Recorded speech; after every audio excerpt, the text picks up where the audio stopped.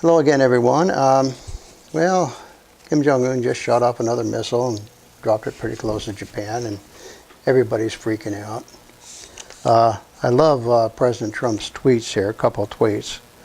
North Korea has just launched another missile. Does this guy have anything better to do with his life? Hard to believe that South Korea and Japan will put up with this much longer. Perhaps China will put a heavy move on North Korea and end this nonsense once and for all. Sorry, President Trump, but that's not going to happen. And I'll tell you why. First, let's take a look at what the missile looked like. It was this, I believe it was a Kwangsong 14 or Kwangsong 12, either one. This is the tail that carries it. The TEL, T-E-L, that stands for Transport Erector Launcher. So it carries it out. It's a mobile missile launcher. It carries it out somewhere, tilts it up, boom, goes up. Interestingly enough, it's a liquid-fueled rocket. It's not solid fuel. They haven't got the solid fuel motors yet. They will pretty soon, but it's liquid fuel. So it takes a lot longer to get it prepared and whatever. But they're pretty good with that. But what's interesting about this Kwangsong 12 or 14, whatever it was, is that the last time they launched it, it was measured, performance was measured, and it went 1,300 miles up and straight back down. It only went 400 miles out. So to give you an idea what 1,300 miles is, the International Space Station orbits about 220, 240 miles above the surface of the Earth. The Kwangsong 12 went another 1,000 miles up and then came back down. That's pretty impressive, to me anyway. I mean, I'm not really well versed in the technology, but that's pretty impressive. Straight up and straight down. How do you defend against that? I mean, if it's on a shallower trajectory, then you might put an Aegis missile cruiser out there and hit it or something. But if it goes straight up, you've got to get in pretty closer to the launch point. And that's difficult to do. The THAAD anti-missile system is probably, the range of that is only 125, 150 miles. You have to get really close to the launch point. So good luck. It's pretty difficult to do. And they dropped it within, inside Japan's EEZ, their exclusive economic zone. And here's a map of what it looks like. The EEZ is, that's different than the territorial waters of a country. The territorial waters are 12 miles. Inside 12 miles, that's sovereign territory. Outside of 12 miles is international waters. The 200-mile exclusive economic zone, that has to do with control of the resources beneath the surface.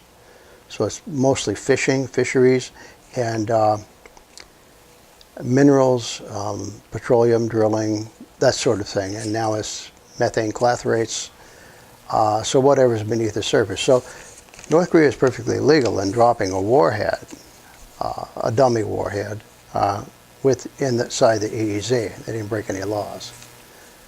Not sure if they warned anybody or not, but anyway,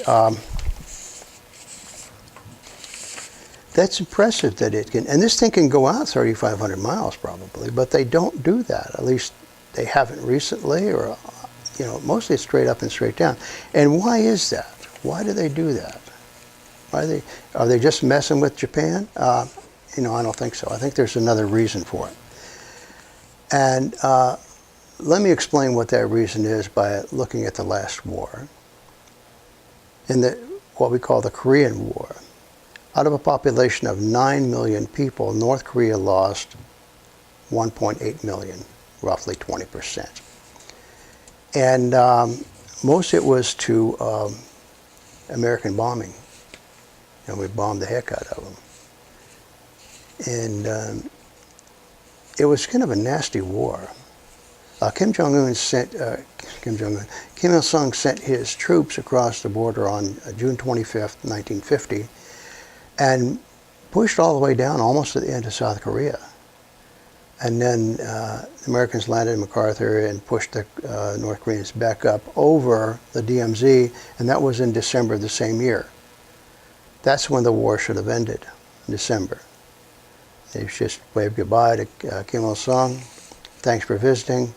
Don't come back. But no, they didn't do that. They pushed all the way north, American troops. And Douglas MacArthur had sworn on a stack of Bibles that the Chinese would not enter the war on the side of North Korea. MacArthur said, no, the Chinese, Mao has enough to do with internal politics and squabbles. He'll never enter the war on the side of North Korea. Well, China did enter the war. And that's when all hell broke loose. And the bombing campaign was especially vicious. And this fellow here, Curtis LeMay, a real piece of work, a real knucklehead. Probably one of the reasons why God invented hell, just for people like this. He was the Air Force general in charge of the bombing campaign over North Korea. And at the beginning of the war, he discreetly asked the Pentagon if he could use flammable incendiary bombs on North Korea, on North Korean towns. And the Pentagon came back again discreetly and said, no, that's not a good idea because you're going to kill too many civilians. Let's not do that. Well, here's his quote. And I put it up here on a board so you can read it along with me. So we went over there and fought the war and eventually burned down every town in North Korea. Over a period of 3 years or so, we killed 20% of the population of Korea as direct casualties of war or from starvation or exposure. So there's Curtis LeMay, and you can read this. This is from the book Strategic Air Warfare, Conversation with Generals, and it's available on Amazon. There's also a PDF. I copied this off of the PDF that's available online, and it's from page 88. So there we have Curtis LeMay, who said, yeah, we deliberately, and he kind of went against Pentagon orders and just incinerated North Korea. I think there was one building left standing in Pyongyang. And, these people burned to death and, like I said, starvation, disease. The United States released the 4 horsemen of the apocalypse on North Korea. That's, And somehow the North Koreans survived. And I'll be doing other videos on this. But somehow they survived. This was within my lifetime. So everything you see in North Korea that's built now has been built within my lifetime. So this is the war planners of North Korea going, well, we'd rather that not happen to us again. Already once, we know how bad it was, so we'd rather not have the United States do this to us again. Hence why they're screwing together all these missiles and nukes and whatever. They don't want to go through losing 20% of their population, men, women, and children. Very traumatic happened. Extremely traumatic for these people. So this is why we've got the missiles. Now, let's look at the United States from their point of view. The United States loves aircraft carriers. Aircraft carriers give admirals big chubbies. And they look at an aircraft carrier and they just get, a huge boner. And they built a new one now. It's on trials. The Gerald R. Ford cost $13 billion. And they got a couple more. I think one of them is a Kennedy, John F. Kennedy. And love aircraft carriers. So the last time North Korea launched a missile, Trump comes out and says, oh, you're sending a huge armada up there. Aircraft carrier. And I think it was the Carl Vinson Battle Group. Here it is here. And sending it up there, and there were 2 armadas, the biggest armadas the world has ever seen, with apologies to Philip II in 1588. another story. You can look it up. But sending aircraft carrier battle groups. So this is what I think is what the war planners in North Korea are defending themselves against. So you go, well, they're going to send in aircraft carriers.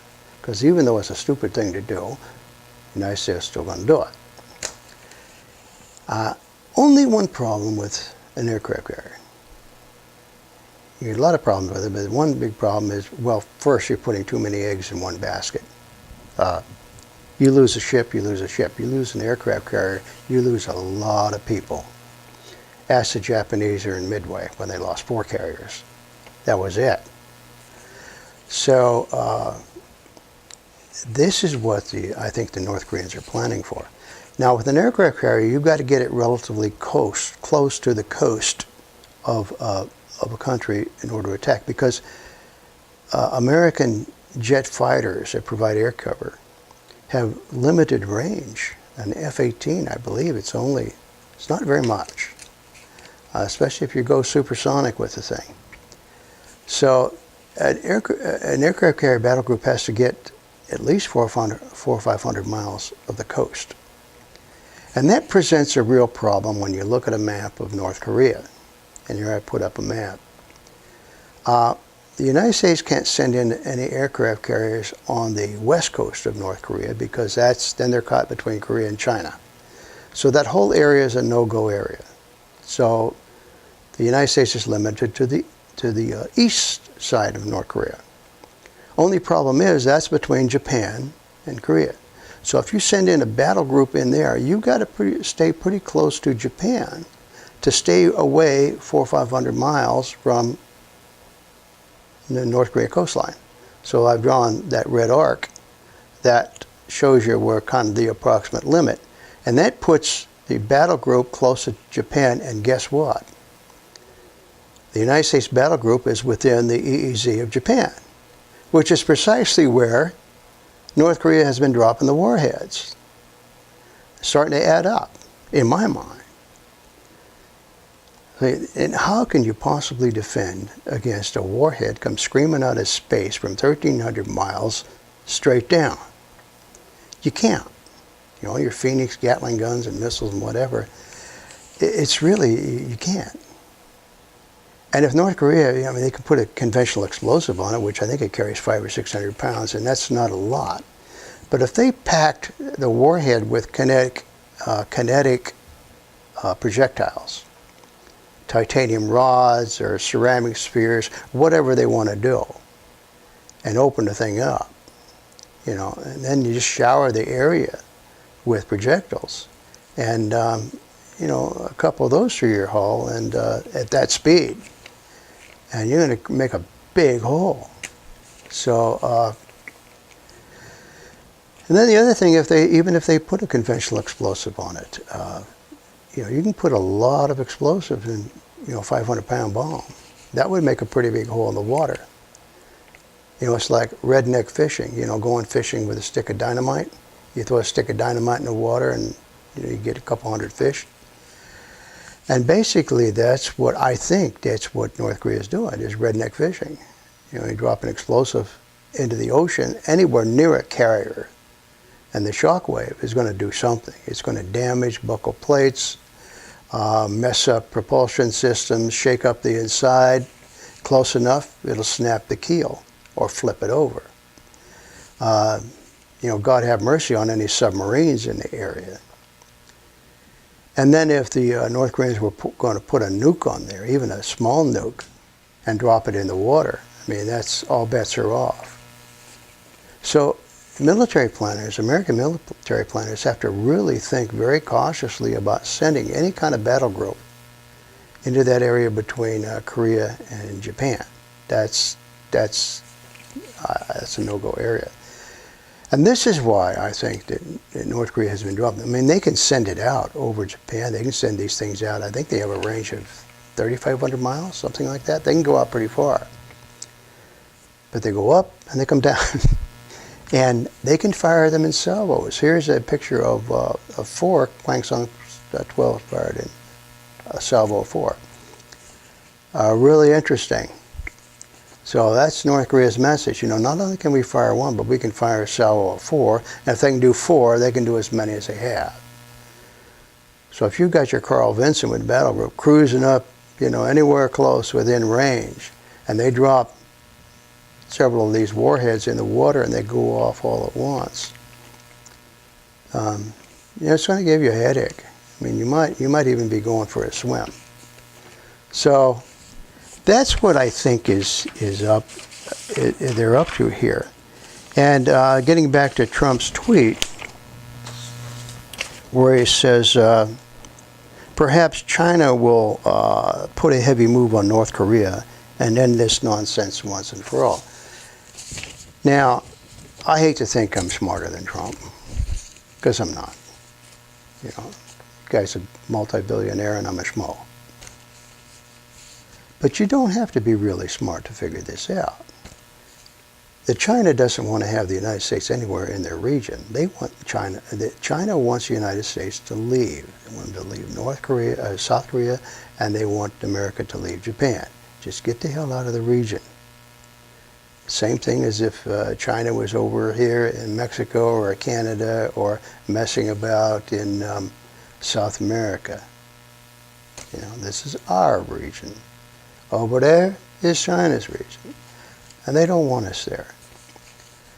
So North Korea is dropping these warheads into the EC to deny U.S. access to their battle groups. But in so doing, they're also doing what China not wants them to do, but China is not unappreciative of what North Korea is doing. Because now the U.S. can't sail any battle groups in there without risk getting blown up. So is China going to ask Korea, stop lobbing them warheads into the EC? No, it's not going to happen. So you see what's going on here, at least in my opinion, is that that's what this is all about. Keeping aircraft battle groups out of the EC so that airplanes don't fly over North Korea and do to North Korea now what they did to them between 1950 and 1953. They don't want that to happen again. And I think that's what's going on here. So you look at all this other stuff, and they're yammering about, you know, attacking the U.S. with nukes, and you know, maybe, I mean, that's, you know, that's it's a possibility, but highly improbable. You know, that North Korea would ever do anything like that, because then the retaliation would be too much. But here it's just a matter of power politics. You know, North Korea is just, okay, fine, you can't come anywhere in this waters between Japan and Korea. We're denying this to you. And so we'll see if the United States sails any battle groups up into that area. And if they do, look for more missiles to be shot off. You know, yeah, I think that might happen. So anyway, I think that's what this is all about. And so I'll give you something to think about. But thanks for watching, and I'll see you in the next video.